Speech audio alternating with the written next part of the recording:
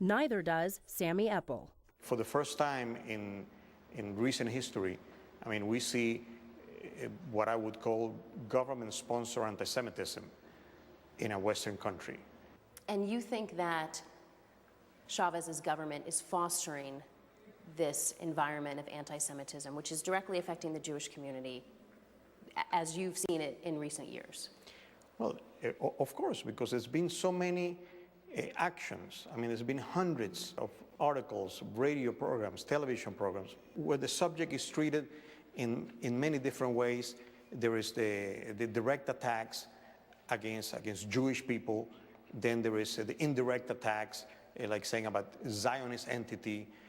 All of a sudden we are part of a conspiracy to overthrow the government. And the media outlets attacking Jews and Zionists, those who believe in Israel's right to be a sovereign Jewish state, aren't independent. The reality is that the government now controls all but one television station and the majority of print and online publications. Through the state-sponsored media, you've actually seen what you called, what your word was, a blueprint for anti-Semitism. This person called Emilio Silva Chapellin, he published in this government-sponsored website, Aporrea, on January 20th, 2009, how to attack the Jews in Venezuela.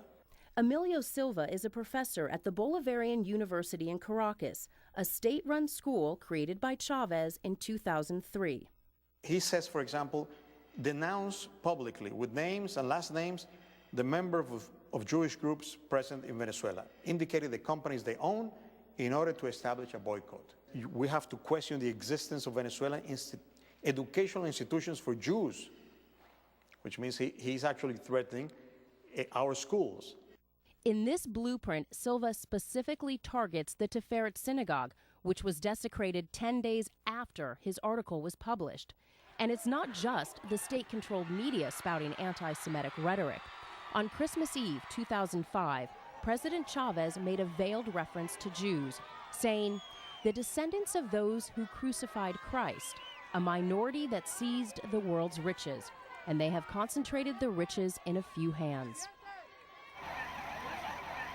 Then in 2006, during the war between Hezbollah and Israel, Chavez compared the Israelis to the Nazis.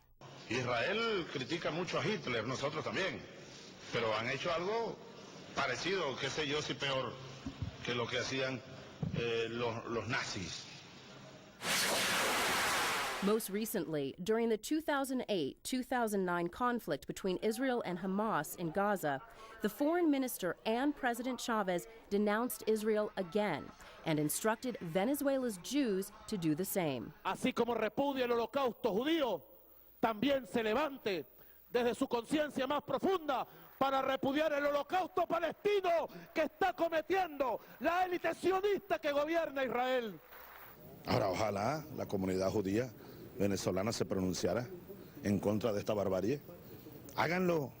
Ustedes no rechazan con fuerza, todo acto de persecución. No rechazan los judíos el holocausto. ¿Y qué es lo que estamos viendo? Háganlo. Pónganse la mano en el corazón. Sean justos. Seamos justos. And in January of last year, President Chavez cut ties with Israel. La República Bolivariana de Venezuela ha decidido expulsar al embajador de Israel. What difference does it make whether you do it publicly or you do it diplomatically? However, there's a tremendous impact as far as the sensation. You know, people see that if he does it publicly, this must be, God knows what this guy did. God knows what Israel really is. It must be the biggest Satan in this world. Every time anything flares up in the Middle East, I mean, we end up being attacked over here. And though the violence between Israel, Hezbollah, and Hamas has quieted for now, threats against the Venezuelan Jews have not. In February, President Chavez seized this building in downtown Caracas and shut down the businesses which were primarily run by Jews. Today, anti-Semitic graffiti is still visible on the outside walls. We had to go in undercover with our camera because of the neighborhood, and were only there a few minutes before being stopped by Chavez supporters.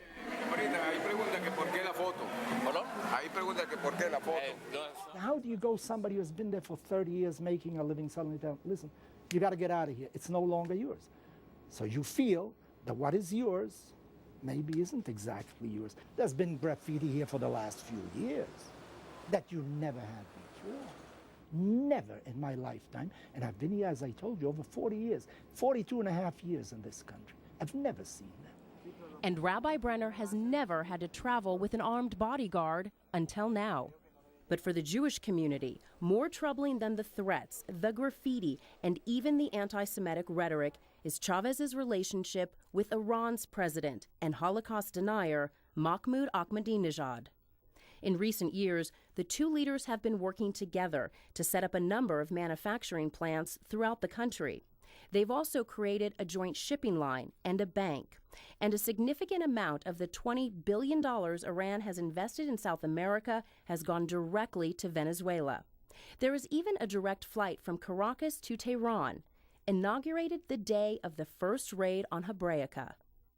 Does Chavez's government's relationship and his increasingly cozy relationship with Iran, does that worry you as a Jew here in Caracas? It worries me as a Jew and as a Venezuelan. Why? Because I think it is the worst thing that can happen to us as a country and as a Jewish community. Why? Because Iran is the biggest enemy of Israel. The only thing that seems to unite the two countries is their government's hate for the United States and for Israel. So therefore, who ends up in the middle of the sandwich? The Jews. We in Venezuela, I mean, we happen to be that sandwich. And of course, we feel it threatened. The threats and violence to Venezuelan Jews have outraged the U.S.